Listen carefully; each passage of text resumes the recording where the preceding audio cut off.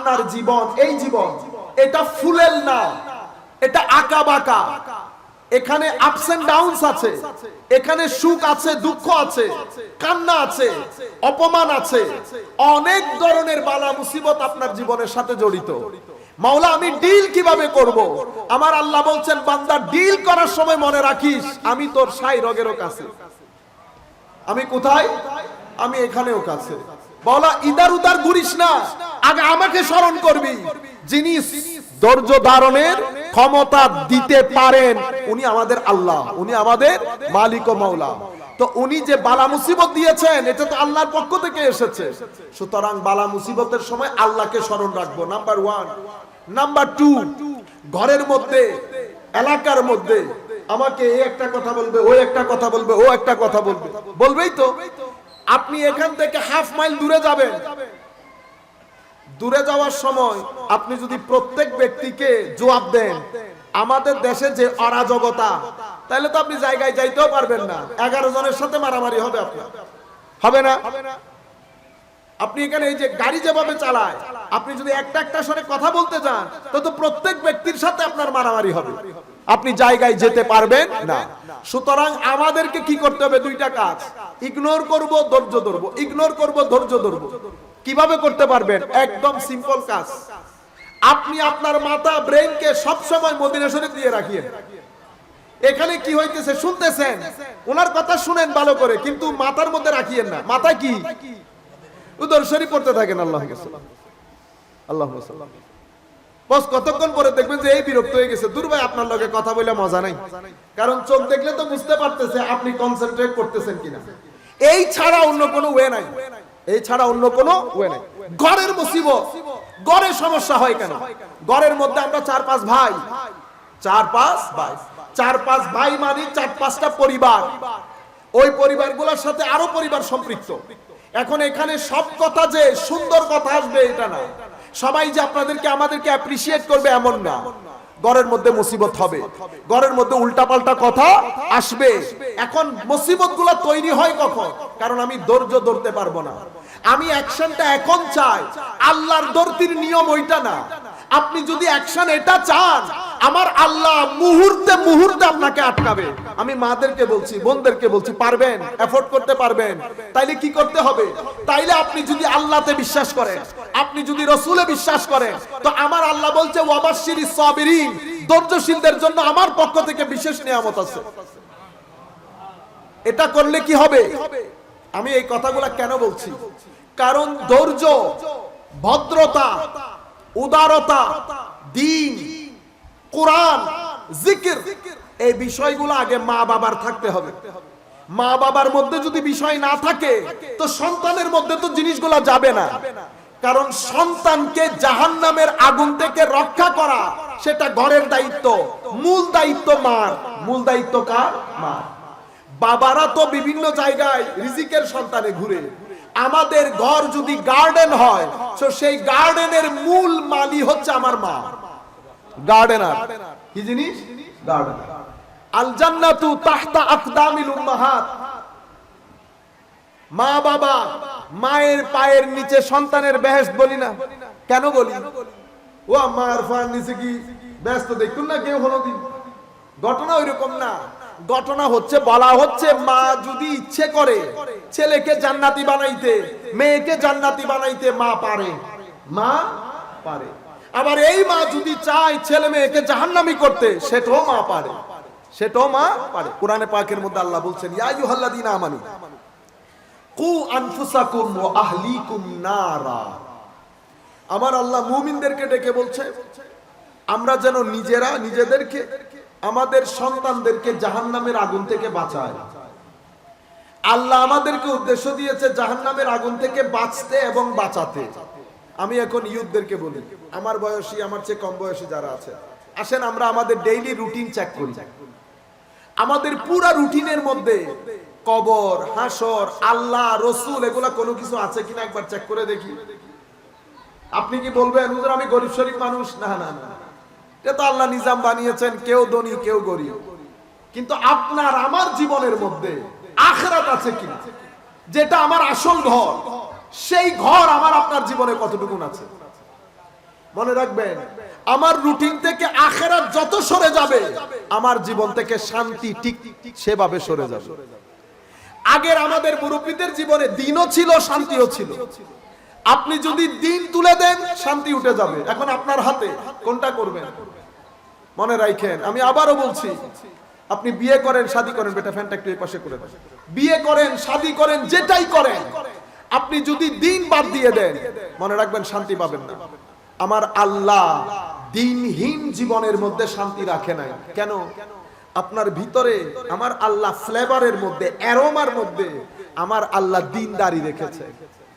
আপনি যতই আল্লাহকে অস্বীকার করেন, আমাদের এখানে অনেকেই মাস্টার আছে না, বোধ খাবি, আপনি যদি তাদেরকে দেখাই বলেন এই পুকুরটা আল্লাহ বানিয়েছে, কোনোদিন বিশ্বাস করবে না। করবে? কোনোদিন করবে না। কিন্তু আপনি যদি বঙ্গোপসাগর দেখিয়ে বলেন ইনার দাদার বাপে বানাই দে, কেউ বিশ্বাস করবে না। এমনিতে সে আল্লাহকেও বিশ্বাস করে, কিন্তু এটা বিশ্বাস করবে না। কিন্তু যদি বলেন এই পুকুর আল্লাহ বানিয়েছে, দূর মস্কার তাহলে কিন্তু কিনি সিরুকু ফুরিবে মানে বলে আল্লাহ লাগে না। এটা মানুষের ভিতরের মধ্যে, আমার এটাকে বলে ফিতরাতুন নাস। কি বলে? ফিতরাতুন নাস। ফিতরত এটা আমাদের স্বভাবজাত, এটাকে আমরা ইংরেজিতে বলি primordial nature of human being, upon which Allah subhanahu wa ta'ala had created us. ফিতরাতুল্লাহ আল্লাতী ফাতারান নাস আলাইহা। আমার ভিতরে আল্লাহ আল্লাহকে রেখেছে। সুতরাং আপনি যখন আপনার ভিতর থেকে, রুটিন থেকে আল্লাহ বের করতে চাইবেন, নামাজ বের করতে চাইবেন, জিকির বের করতে চাইবেন, তিলাওয়াত বের করতে চাইবেন, অটোমেটিক্যালি আপনার ভিতর থেকে সুকুন চলে যাবে, যেটাকে ইতমিনানে কলব বলে। কেন? কারণ আমার আল্লাহর সুন্নাত হচ্ছে আলা বিযিকরিল্লাহি তাতমাইন্নুল কুলুব। আলা বিদিনিল্লাহি তাতমাইন্নু, বিযিকরিল্লাহ মানে কি? বিদিনিল্লাহ, বিকুরআনিল্লাহ, বিরাসূলিল্লাহ, বিশরিয়াতিল্লাহ। আল্লাহর শরীয়ত, আল্লাহর দ্বীন, আল্লাহর কোরআন, আল্লাহর নবী, শান্তি এগুলার ভিতরে। আপনি যদি এগুলা বের করে ফেলেন, আমি আপনাকে আরেকটা কথা বলি, আমাদের এখানে কোন মা বাবাকে যদি জিজ্ঞেস করেন ছেলে বড়টা কোথায় পড়ে, ও ছেলে বড়টা মাশাআল্লাহ আল্লাহ পাকের মেহেরবানি আমার ছেলে তো ঢাকা বিশ্ববিদ্যালয়ে পড়ে। আচ্ছা, ছোট ছেলে কোথায় পড়ে? ছোট ছেলে আসলে মানসিক ভাবে একটু বুঝছেন না, দুর্বল, ওর স্থানীয় একটা হেফজখানায় দিচ্ছে। আপনি চেহারা দেখছেন কিরকম করছে? এটা আপনি কেন করলেন? কারণ হচ্ছে আপনি হেফজ, মাদ্রাসা, এটার গুরুত্ব, ইউনিভার্সিটির গুরুত্ব তো আপনি বুঝতে পারছেন, কিন্তু আপনি মাদ্রাসার গুরুত্ব বুঝতে পারেন নাই। আপনার মনে হচ্ছে কি মানে মাদ্রাসা হেফজখানা তুলে সমুদ্রে নিক্ষেপ করো, কোনো অসুবিধা নাই। ইংল্যান্ডও নিক্ষেপ করছে, আমেরিকাও নিক্ষেপ করছে, ঠিক আছে। হার্ভার্ড তো আমার দেশে না, হার্ভার্ড কোথায়? আমেরিকাতে। ক্যামব্রিজ কি আমাদের কাছে? ক্যামব্রিজ ইংল্যান্ডে, অক্সফোর্ড ইংল্যান্ডে। হয়ে গেছে তো, আছে তো। মাদ্রাসা বন্ধ করে দিয়েছেন তো, কোনো অসুবিধা নাই। এখন রেজাল্ট বলি আপনাকে, গলেন হাতের মধ্যে। আপনার ডিভোর্স রেট আসমানে, আপনার ক্রাইম রেট আসমানে, আপনার ড্রাগ ডিলিং আসমানে, আপনার ইফটিজিং সহ আরো যত অরাজকতা আসমানে। ক্যামব্রিজের দেশে তো এটা হওয়ার কথা না, হার্ভার্ডের দেশে তো এটা হওয়ার কথা না। আপনারা আমার কথা বুঝতে পারতেছেন? তাইলে বোঝা যাচ্ছে কিছু না কিছু একটা মিসিং আছে, কিছু না কিছু একটা মিসিং আছে। কি মিসিং? আপনার সমাজের মধ্যে জামেয়া নাই, নেসারিয়া নাই, আরো যে সমস্ত আমাদের আহলে সুন্নাত ওয়াল জামাতের মাদ্রাসাগুলো আছে সেই মাদ্রাসাগুলো নাই। সর্বসাকুল্লাহ আপনার দেশে খানেকা নাই। কি নাই? খানেকা।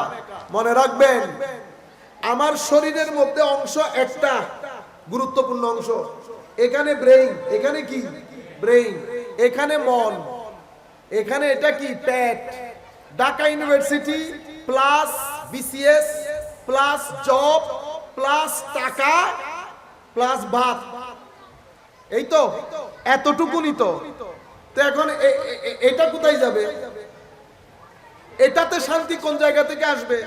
বিসিএস দিয়ে মনে শান্তি আসে না। ঢাকা ইউনিভার্সিটিতে তুইলা গুড়গুড়াইয়া গিলাই ফেললো, এখানে শান্তি আসবে না।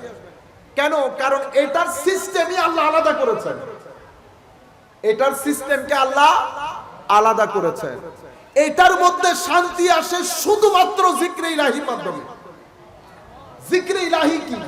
জিক্রে ইলাহি আল্লাহর দ্বীন, আল্লাহর নবী, আল্লাহর রসুল, আল্লাহর বন্ধু, আল্লাহর ওলি, আল্লাহর কোরআন, আল্লাহর শরীয়ত, এই তাবৎ জিনিস যেগুলো জিকির ইলাহি, এগুলার মধ্যে ইতমিনানে কলব। বুঝতে পেরেছেন? এখন জিকির ইলাহির সাবজেক্ট কোথায় পড়াই? মাদ্রাসায়, খানেকায়। আমি যে তাসকিয়া বলছি, আমি যে তাহজিব বলছি, আমি যে তাসফিয়া বলছি, তামির বলছি, এগুলো সবকিছুর সাথে সম্পৃক্ত মন, পেটও না, আপনার মাথাও না। তাহজিব কি? আপনার জীবনে চারটা জিনিসকে তাহজিব করতে হবে, রঙিন করতে হবে, ধুয়ে মুছে পরিষ্কার করতে হবে। ঈদ এসেছে, কি কি কে? প্রথম হচ্ছে তাহজিবুন নিয়া, আপনার নিয়তকে পরিষ্কার করতে হবে। যেটা ধরেন আমরা এখানে বসেছি, আমরা কিন্তু কেউ নিয়ত করি নাই, করছি? ঘর থেকে বলছি স্বার্থ দিয়ে অনেক কেন মাহফিলুত যাই, কিন্তু মাহফিলুত কিল্লা ইসুমিয়ার কোনো নিয়ত নাই। এটা আমাদের জীবনে সবচেয়ে বড় ভুল। আপনারা প্রত্যেক কাজের মধ্যে, মাহফিল বলেন, মসজিদ বলেন, আপনি নিয়ত করে আসবেন, আল্লাহ আসরের নামাজ পড়তে যাচ্ছি মাওলা, জানি না জোর থেকে আসর পর্যন্ত কত গুণ হয়েছে, তোর দরবারে ক্ষমা চাই মাওলা। আসরের নামাজের মধ্যে একটা সিজদার যোগ দিস আল্লাহ। এই যে আপনার ভিতরের নিয়ত, এটা সুফিয়াই কেরাম আমাদেরকে শিখাইছে নিয়তকে কি করার জন্য? তাজদিদ করার জন্য। যেভাবে ওযু তাজদিদ করে, কোন নিয়ত যখন পুনরাবৃত্তি করবেন, আপনার আমলের কোয়ালিটি অটোমেটিক্যালি বেড়ে যাবে। আপনি যখন এখানে এই নিয়তে আসবেন যে আল্লাহ, আল্লাহর ধরার মাহফিল, মাওলা আপনার পেয়ারা রাসূলের মাহফিলে যাচ্ছি, মাওলা তুমি তোমার পেয়ারা রাসূলের কিছুটা হলেও ফিউজাত আমাদেরকে নসিব করিও, এই নিয়তে যখন আসবেন, অথবা আপনি যদি এই নিয়তে আসেন যে আমি কিছুটা দিন ধর্ম শিকার জন্য যাচ্ছি, আল্লাহ তুমি দ্বীনের ছাত্র হিসেবে কবুল করো, যদি এই নিয়ত করেন, এই অবস্থায় যদি মৃত্যুবরণ করেন, শাহাদাতের দরজা পাবেন। আমাদের জীবনে আমরা সামগ্রিকভাবে নিয়ত করি না, বস একটা করেছি ওইটার মাধ্যমে চলতেছে জিন্দেগি। তাহজিবুন নিয়া। এরপরে হচ্ছে তাহজিবুন নফস। তাহজিবুন নফস বলতে আপনার গার্ডেন, এখানে আম গাছ, লিচু গাছ, অনেক গাছ আপনি রোপণ করেছেন, শুধু কি আম গাছ উঠবে? মাটি কিছু আম গাছ উঠায়, এখানে অসংখ্য অগণিত আগাছা পাবেন।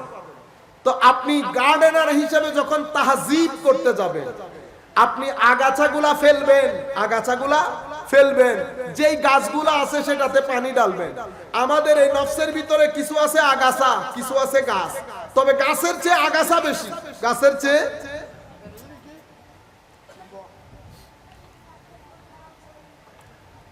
আমাদের এখানে আপনারা বলেন না হুজুর, একটা প্রশ্ন করি, একজনে প্রশ্ন করতেছে, হুজুর এই ব্যক্তি এতবার হজ করলো, কই ওর জিন্দেগিতে কোনো পরিবর্তন হয় নাই, বলে না?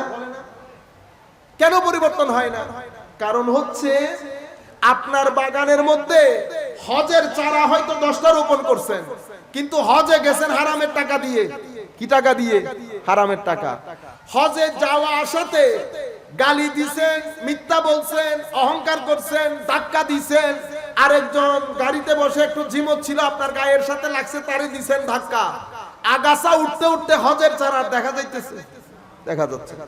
এই জিনিসগুলোর কারণে হজের মাধ্যমে আপনার পরিবর্তন আসে।